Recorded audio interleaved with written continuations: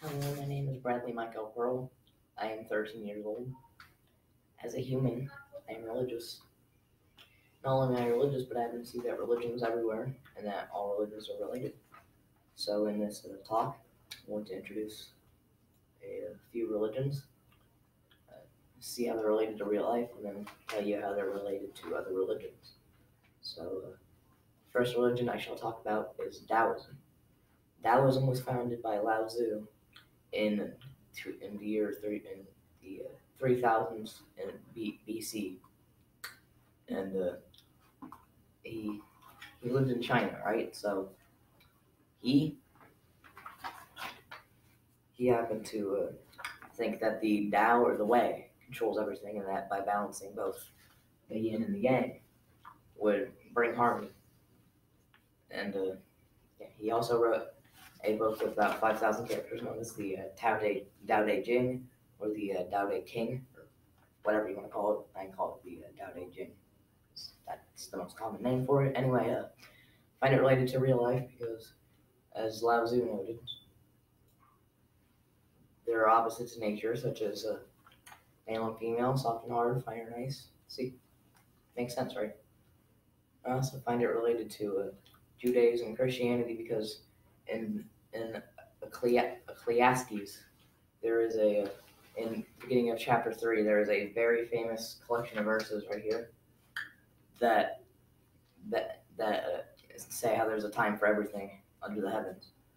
I also find, and in the Tao Te Ching, there is a couple verses like that written around the same time. So that's Taoism.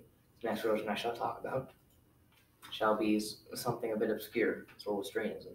So this religion was created by Zoroaster in 570 BC, and he thought that there was one supreme god here at Mazda, and he was waging a constant war against the evil dude, aka Anger Mangu. And they have a holy book, which is the Avesta or the Zen Avesta.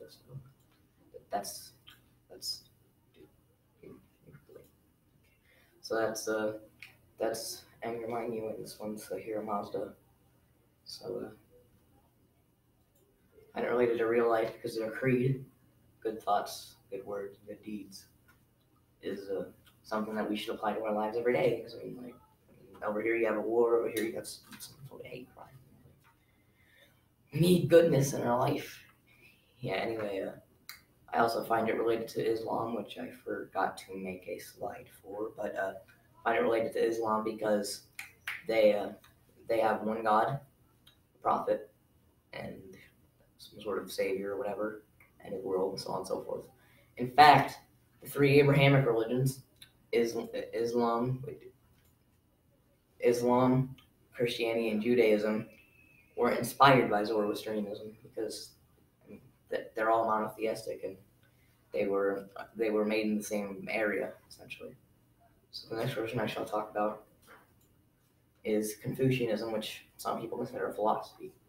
So Confucianism was created by Confucius back in Zhao Dynasty China, and he thought that there are a few relationships in that we all need to follow a few rules, such as the golden rule. So and related to real life because related to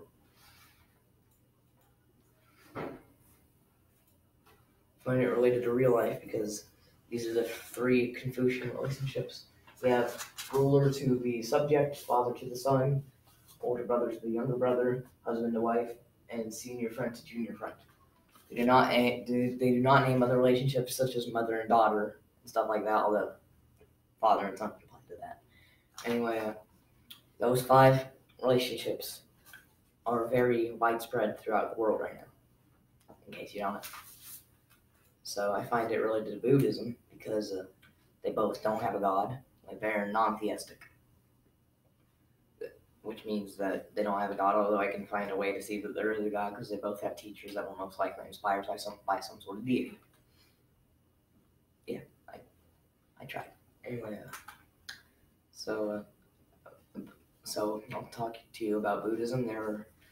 This was created by Buddha, aka Siddhartha Gautama, back in the 1800 BCs when the Buddha when he went out of his palace, he saw four things: a sick dude, old dude, dead dude, and a holy man. He decided to follow the way of the ascetics before he meditated under a Bodhi tree, in which case he became enlightened to the Four Noble Truths, which are suffering is everywhere.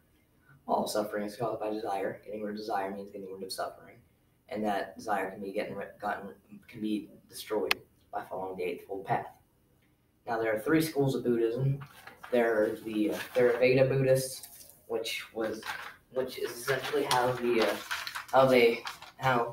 the Buddhists worship back when Buddha was alive, and a short period after that. There's Mahayana Buddhists, which they have many schools such as the Zen Buddhists, the Pure Land Buddhists, so on and so forth, and the mantra yanas, I think. Yeah, the mantra yanas, which they have like chants and whatnot, like mantras. Yeah, I don't understand a lot about the mantra yanas, to be honest. So yeah. So thank you, and I have a little quote from Gandhi. It's it's I came to the conclusion long ago that all religions were true, and also that all had some merit in them. And whilst I hold by my own, she told others as dear as Hinduism. So we can only pray, if we are Hindus, not that a Christian would become a Hindu, but our innermost prayer will be that a Hindu should become a better Hindu, a Muslim a better Muslim, and a Christian a better Christian. Said by Mahatma Gandhi. So point was, religion is everywhere, it's all related, and I'll see you.